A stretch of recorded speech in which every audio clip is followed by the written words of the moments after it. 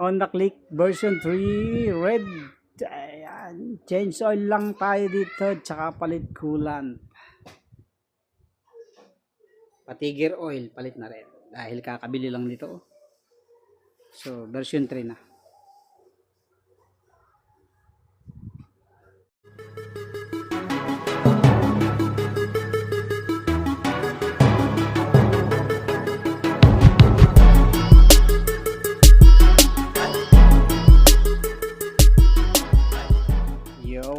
What's up mga kadit? Magandang tanghali sa inyo lahat. Meron tayong customer dito, Honda Click. So kakabili lang nito kaya pinapa-maintenance sa atin. So palit gear oil, na-drain na natin, nasalina na rin natin yan, shell, tapos palit na rin change oil. So ngayon ano na natin, na-drain na natin, okay na yan. Balik na natin yung kanyang drain cap, tapos papalitan din natin yan ng coolant.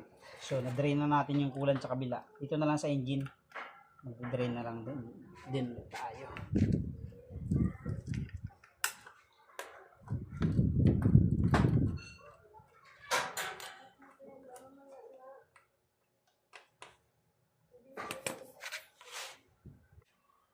Kaya para sa paghigpit, ito kasi medyo maselan kasi yung ano na yan, drain cap na yan. So gamit tayo ng torque wrench. 20 Newton meter yan. Ang higpit.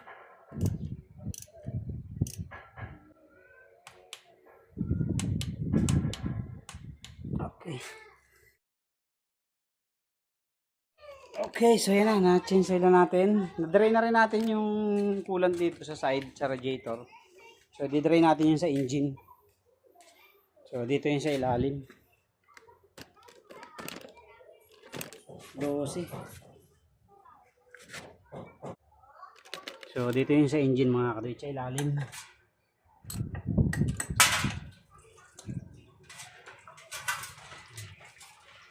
So pag magpapalit kayo, mas maganda i-drain nyo lahat yan hanggang dyan para palit talaga, palit lahat ng coolant, linis lahat ng coolant.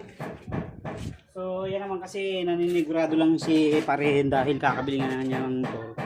So mas maganda na yung ganyan, pa-maintenance niya agad. Kung sa normal naman na kung sarili mo talaga motor at alam mong bago, so ano yan, kahit 1 year pwede kang hindi magpalit, basta wag nagbabawas. Kung nagbabawas naman, monitor mo lang, magdagdag ka ng coolant. Okay, so balik na natin yung tornilyo dyan sa ilalim.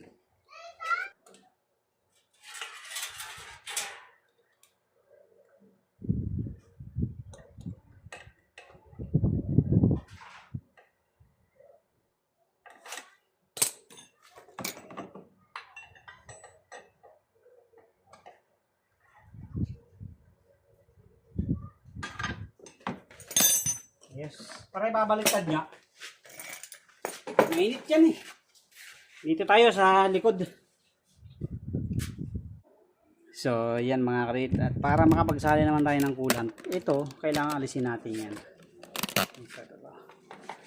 Kasi andyan yung reservoir natin eh.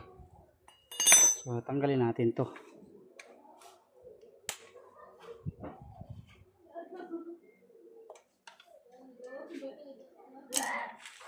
Tsaka andyan po.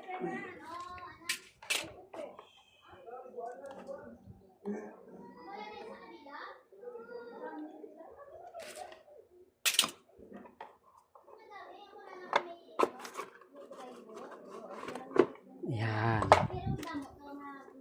So linisan na rin natin siyempre para sulit na sulit ang ating gawa.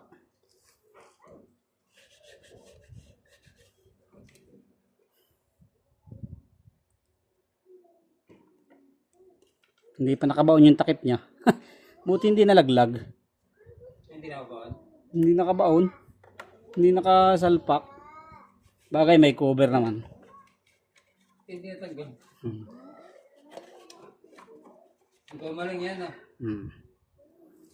Okay, so yan na. Ayan.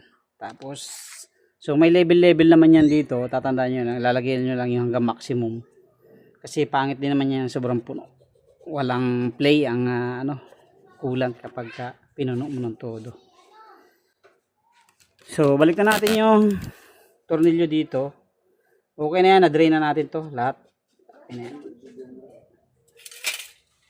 Palit na lang tayo ng coolant.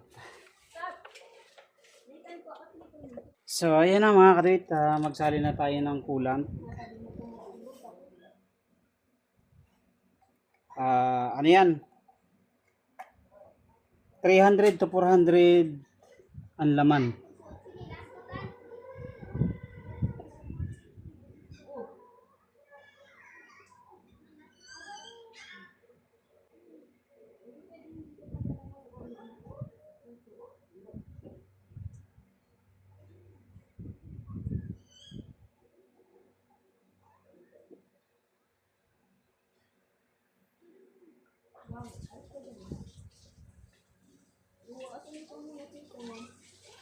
Tapos dito, ito yung lower, ito yung upper. So, yung guhit na yan.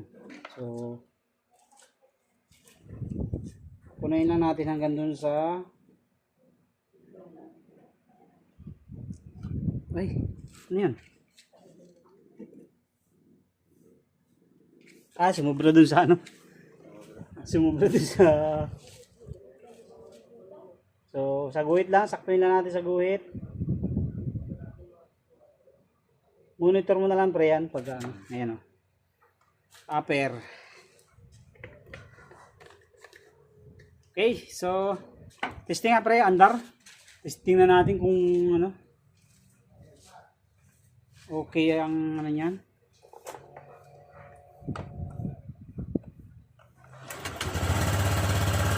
Para mag-circulate yung coolant at mawala yung bula. So ito kasi hindi nakatakip kanina ng ayos eh. Oh. Pag tanggal ko ano agad. Tatanggal na agad. Sakto lang pala halos yung 500 ml mga kaduit.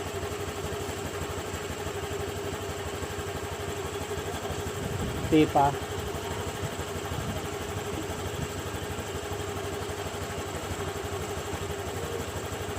Yun. So, as you can see, ayan o, parang nagsi-circulate na siya. Para bago natin takpan, mawala yung kanyang hangin. So, at least mga 5 to 10 minutes. 5 to 7 minutes, pwede na yun. Para mag 360. Umikot yung kanyang coolant. Ayan na.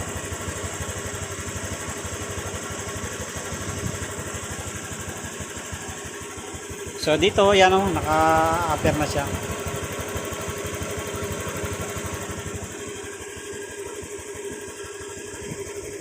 So yan na mga kaduit, okay na. So nilinisan na rin natin yung kanyang cover para pagbalik ay mabuhos-buhos na naman yung dumi.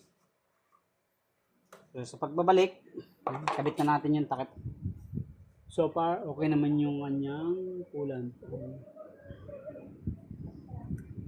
Lagyan na natin yung okay. Lagyan na natin ito konti. Maliit lang din pala, no? Ayan. Okay.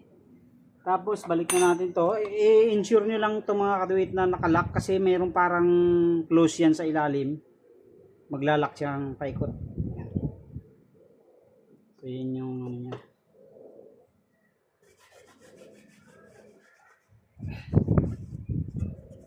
So hindi pa niya pina-CVT sa akin kasi okay pa daw naman ang takbo. Sabi ko sa kanya pakiramdaman niya na lang kapag okay pa. Hindi naman kailangan. So nagsigurado lang siya dito sa engine at saka sa tulang. Change oil siya. Dito.